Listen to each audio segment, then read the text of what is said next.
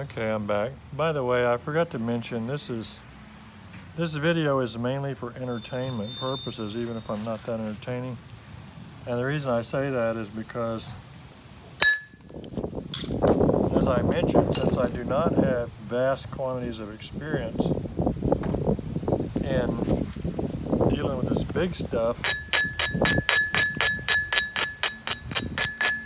my thought is that, well, I might say a thing or two that you hadn't thought of if you try and work a big rock, but on the other hand, I may not be saying a thing or two that you ought to know. Be careful on that. This stuff is real steep and real thick, and I'm going to have trouble dealing with it whenever I do it, but I want to get a lot of the weight off this thing so I can manhandle this thing better, so it'll be a little easier to mess with.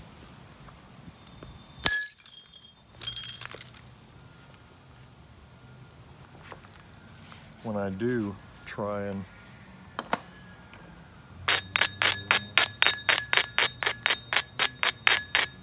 attack all that.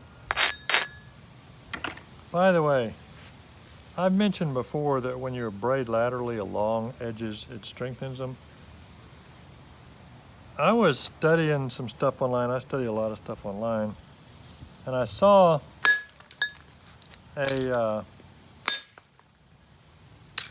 actual scientific paper where they were discussing the premise that, you know, the paleo stuff is basically ground and edge ground, lower edge frequently, and later stuff, some of it isn't. And many people have thought that that was, oh, that's just for hafting purposes to keep from cutting the binding of your hafting and everything. And the premise was that no, it makes the point laterally stronger. It makes it less likely to break. And I think that's probably quite true, and I wouldn't be surprised at all if the old boys hadn't figured that out. I discovered that concept years ago when I was studying how to do stuff to modify flat springs. Metal has grain too, but basically in reading, you know, on a flat spring, if you do anything to the side of it, you need to polish. If you got any vertical scratches, you need to polish all those off. Replace them with lateral scratches and then, or longitudinal scratches, and then polish them off. Otherwise, it becomes a failure point for the metal.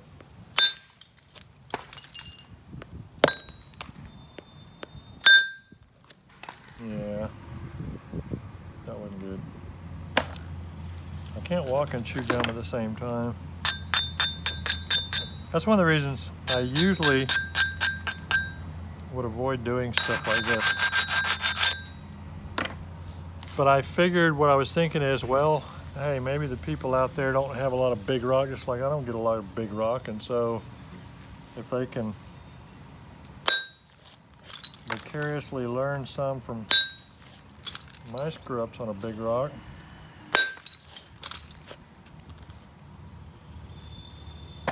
then every little bit helps save money and stone for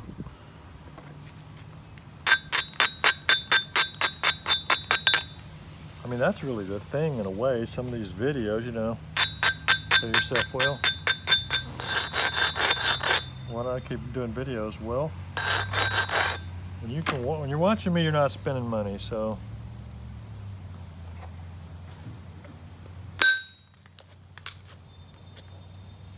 that's the problem with this lighter stuff, especially. Georgetown is almost as bad as obsidian and stuff as far as blowing up edges.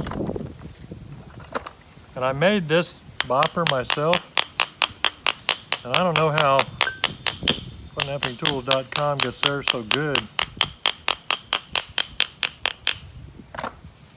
But mine dents up more easily, which is good for the flaking, but not good for the longevity of the bopper, so.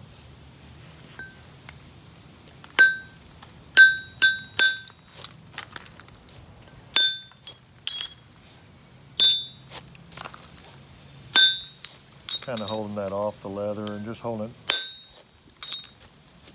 down close to the leather. So what I'll do sometimes too is instead of abrading, I can just turn and thicken the edge a little bit with a different bopper that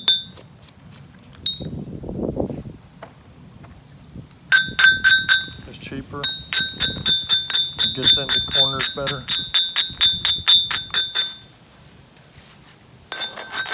One thing that's really interesting, when you're making a big old blade and you start finally getting it thin, it gets really loud to where it almost hurts your ears when you hit it. So it increases the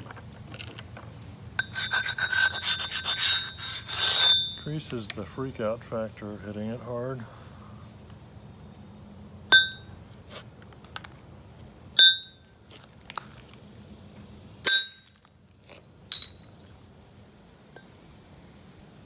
Trying to go across some.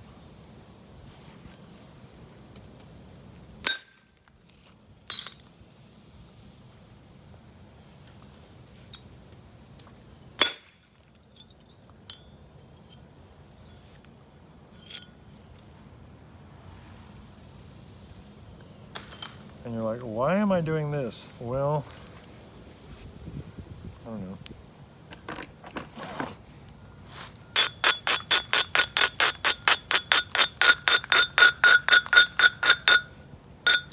It's like those 30-minute TV shows where somebody gets in trouble and it gets resolved right at the end. I try and create drama here or something, I guess. This is backwards.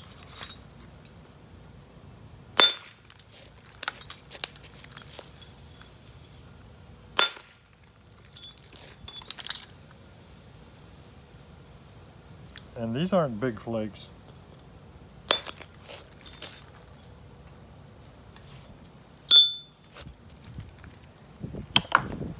Ugh. Man, I made some humongous flakes yesterday.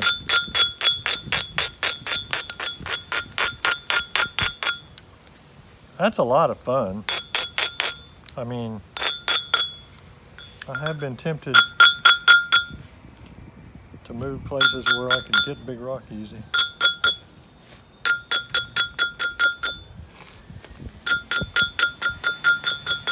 Be the guy that gets there first with the trailers. All right. I don't think I've said hardly anything good today. Very frustrating being me.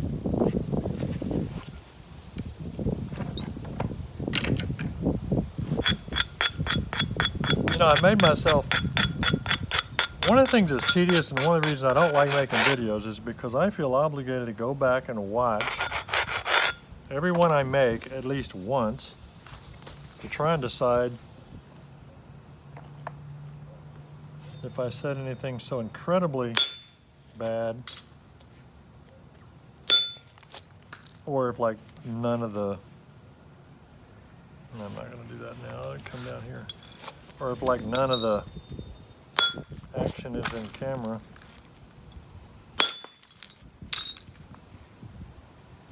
Can you even see what I'm doing? I'm not sure my setup here was perfect. That's getting a little flatter than it needs to be. But it's in my wide area, so that's okay.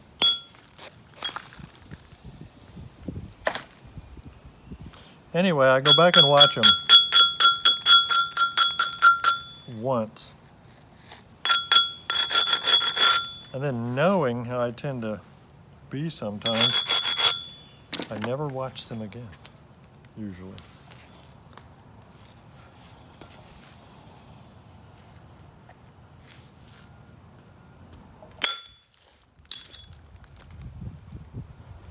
Once you figure out how to use your leg, you can wrap some nice flakes with it.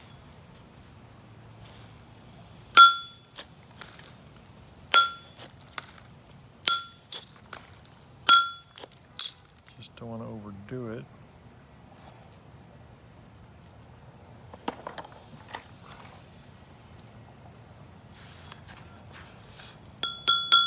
It's getting a little lighter. Just getting knife edges off. Because again, if this thing's going to fail now, the edges will play a role. Cracks got to start somewhere, and usually don't start in the dead center middle of the rock. It starts out of the edge and runs across. That's my theory, and I'm sticking to it. I don't have a good place to hit here. And I don't care what I'm hitting out in the wide areas, but when I start getting up there, I start going, well, what am I going to do? What am I going to do? How am I going to hit this to where the flake needs to go? It needs to not just blow up the edge. I'm going to turn this downward and hit right about here, and I'm hitting on cortex, which isn't good, but I want to try and create a bevel to come that way. That wasn't much of one. So that's okay. I'm not horribly upset about that. Try and thin out that cortex right there.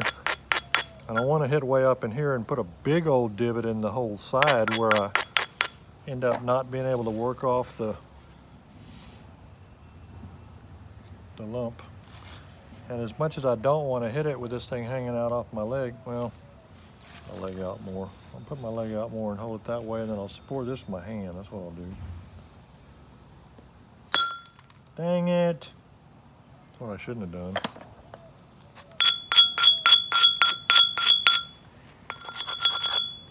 When you do that, suspect that you may have made a force cone. See, I'm trying to put some support on there to wrap that some to where it didn't just make a big old huge divot. Okay, so there's just a cleanup strike here. Not doing much. So now up above this one, hit again and come it hit this way a little bit and try and push this out along there.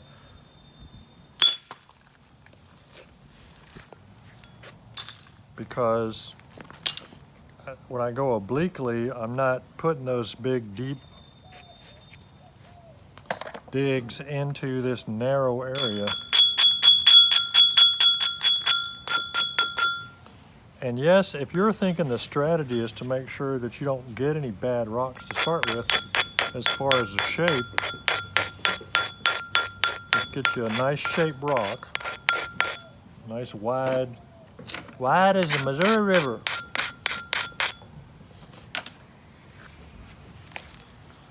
To start with, and have your rock be like 30 inches long to where, you know, if you want to make a 20-inch point, you got it made.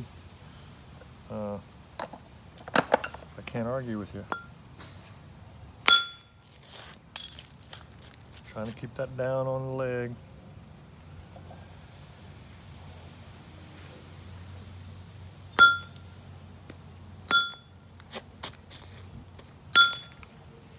Trying to knock off, you see how it knocks off some of that cortex and gets to thinner cortex? Ah, see, that's helpful. And I'm not damaging the rock when I'm doing this. That's helpful right there. Because see, I didn't lose much in here and I've got the right angle.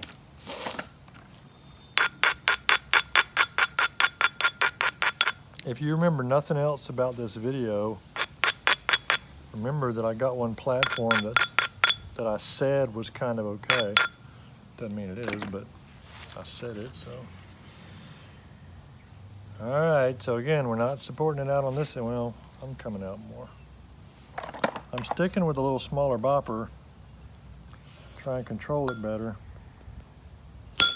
Dang it. Dang it. There.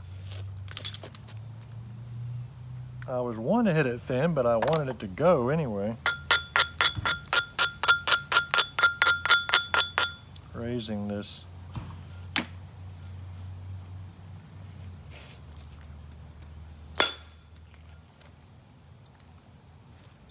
You can remember that too if you want.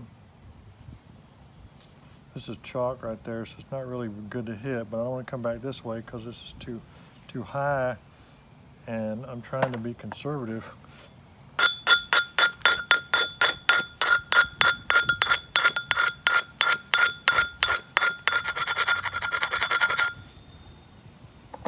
All right, with any luck, that helped.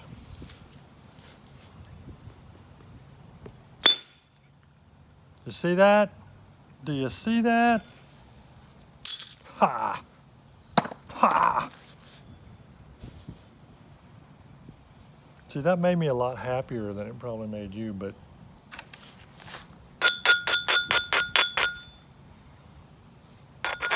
I do that kind of crap by myself a lot. I'm always like, man, I wish I'd been videoing that. I did something good.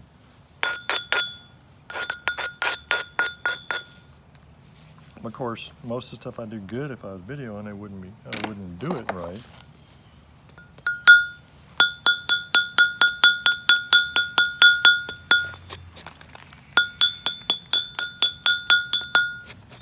Just knocking chalk thin.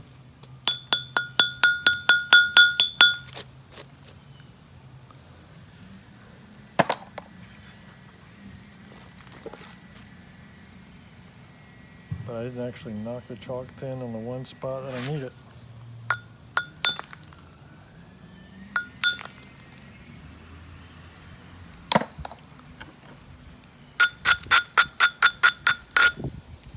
Right back.